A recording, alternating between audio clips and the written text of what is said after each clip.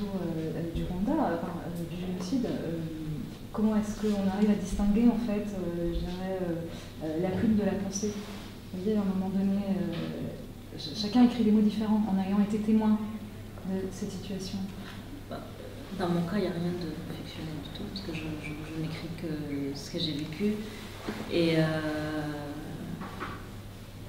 oui, ma pensée, elle a beau tourner tout ça en long, en large, en travers, il n'y a rien d'autre qui sort que les faits. Et voilà, j'essaye tant bien que mal.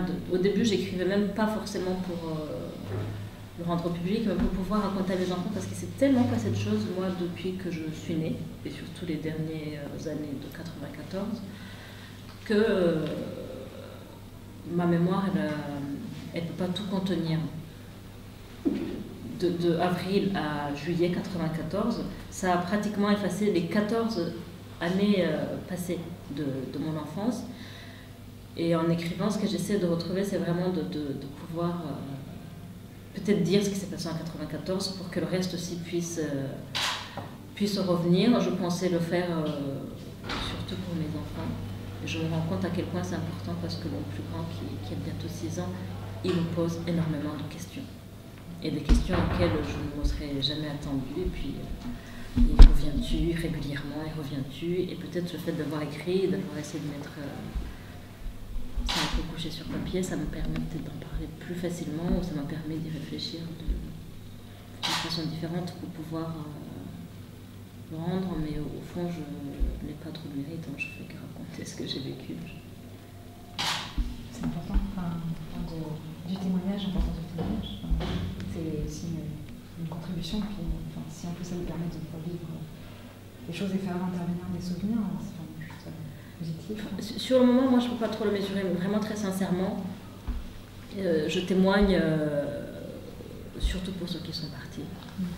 Parce qu'au départ, quand je suis arrivée en France, je voyais à la télé, on montrait dans les reportages les corps des gens, soit sur les routes, soit dans les mémoriaux, soit... Et je me disais, mais est-ce que quelqu'un peut s'imaginer que ce n'est pas que des corps, c'est pas comme des morceaux de bois, c'était des vies avant. Et j'ai voulu d'abord témoigner pour... Je me rendais compte qu'autour de moi, les gens n'arrivaient pas à aller au-delà de ces corps, à les imaginer comme des êtres comme vous et moi, à s'imaginer que, oui, on avait une vie de famille tout à fait banale et commune au reste de l'humanité.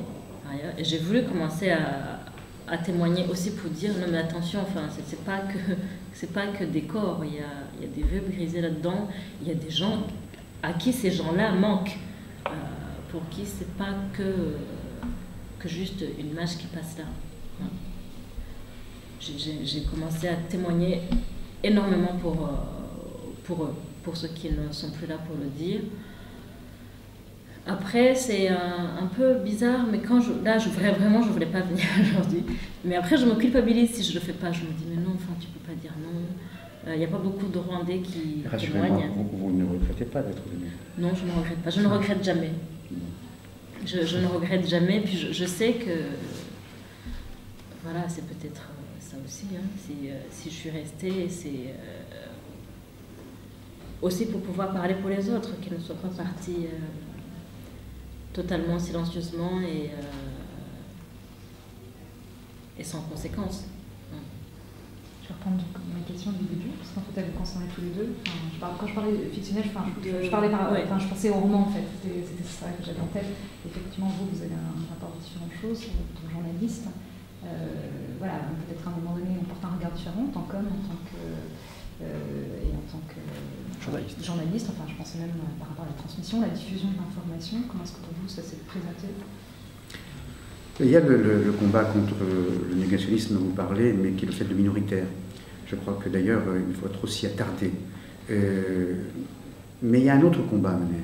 Et pour le journaliste, et d'ailleurs Annick par son témoignage y contribue, un autre combat à nommer contre un mal à mon avis beaucoup plus redoutable que le négationnisme. C'est l'oubli, c'est l'amnésie, c'est l'indifférence. Et surtout, et c'est un paradoxe inouï dans les sociétés contemporaines qui sont les nôtres, surtout dans cette société où on le voit bien, on a tous des portables, on peut tous diffuser ou recevoir une information en direct. C'est ça le paradoxe. Nous vivons dans une société où l'information circule à une vitesse supersonique. Et on peut l'avoir en temps réel.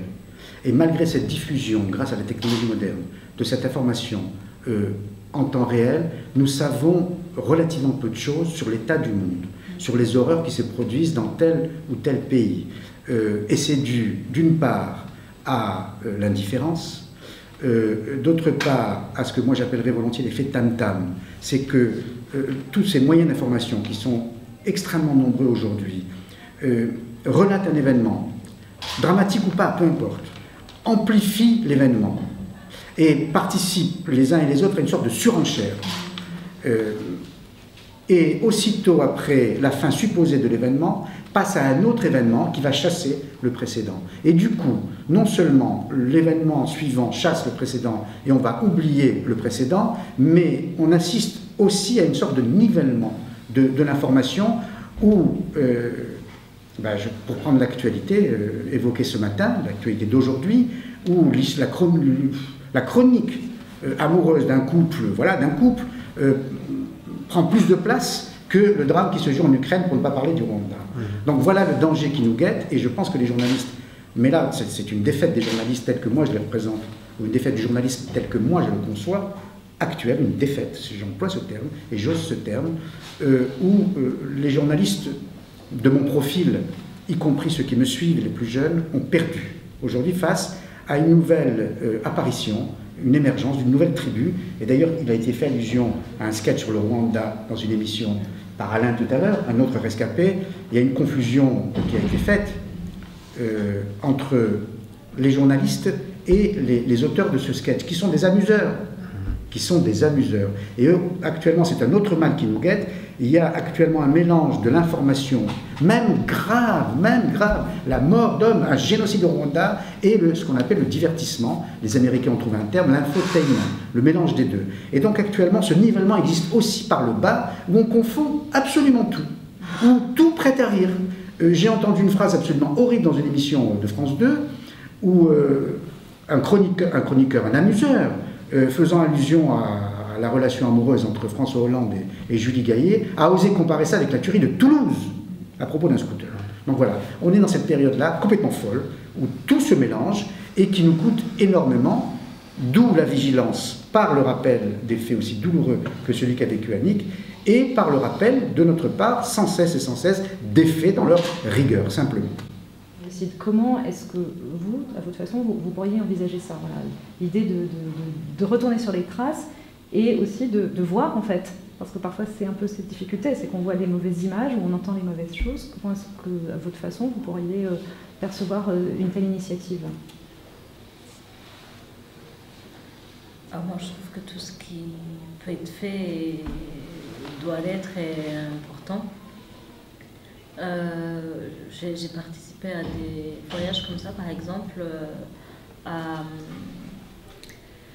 Auschwitz, il y a plusieurs années. Et j'avais beau lire, l'un des livres qui m'a peut-être redonné le courage de vivre, c'est Être sans destin, d'Imre Kertész, qui avait 14 ans, alors peut-être parce que moi aussi j'avais 14 ans, et rien que le titre, je trouvais que ça me parlait énormément. Tout ce qui racontait des choses d'avant, se retrouver seul après, etc. C'était des choses qui résonnaient fortement à moi. Mais avant d'aller à Auschwitz, ce n'était un peu qu'un rapport entre moi et le papier et ce qu'il disait, et ce que je me disais dans ma tête. Et j'ai eu l'occasion de faire ce voyage.